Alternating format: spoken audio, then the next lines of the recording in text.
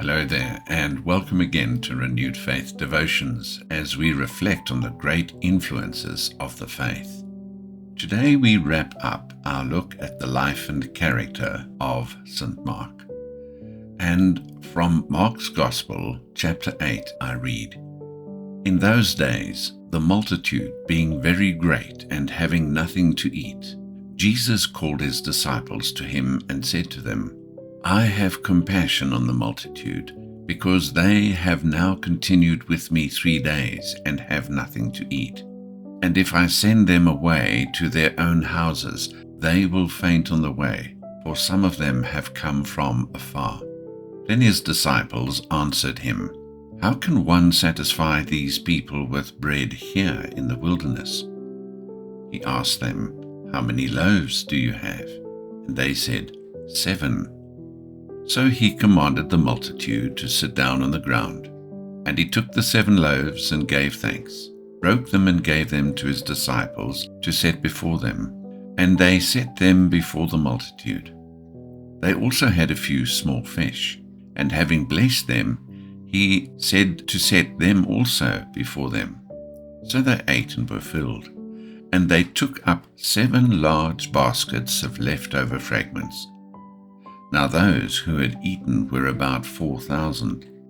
He sent them away, immediately got into the boat with his disciples, and came to the region of Dalmanutha. Here in Mark's Gospel, as in Isaiah's prophecy, Jesus is presented as the servant. As we've read, the Gospel recounts what Jesus did as he moved around from place to place in the 3.5 years of his ministry in Palestine. Events in general are dealt with in chronological order, evidence of the orderly and methodical mind which John Mark possessed. In view of the fact that Mark emphasizes the servanthood of Christ in his Gospel, the circumstances of Jesus' birth and childhood are omitted.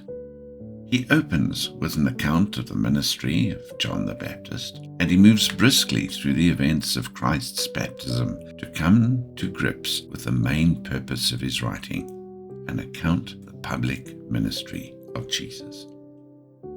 The great lesson that can be learned from Mark is that it is gloriously possible to overcome any kind of failure and come back to make a positive and lasting contribution to the kingdom of God. He stands as a testimony to anyone who has erred or failed, and that if he or she is willing to pick themselves up again and try again, they can, with the Lord's help, enter into a great and valuable ministry.